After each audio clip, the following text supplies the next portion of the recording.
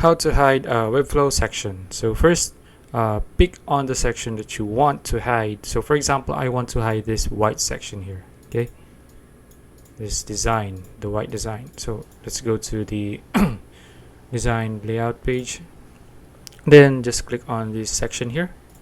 Okay, now what you need to do is, for example, click on the section, and then you will go here, right? The style. Next is just click on settings, and then you will see the visibility and user access. Just click on hidden here, and there you go. The section just vanished. So after that, just click on publish.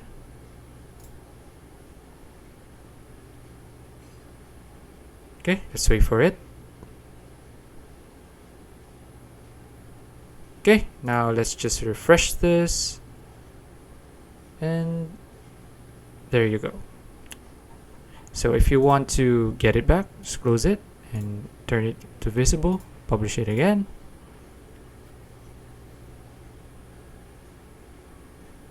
Okay, now refresh it again, and there you go. So that's it. If you found this video useful, please like and subscribe for more videos like this. See you in the next one.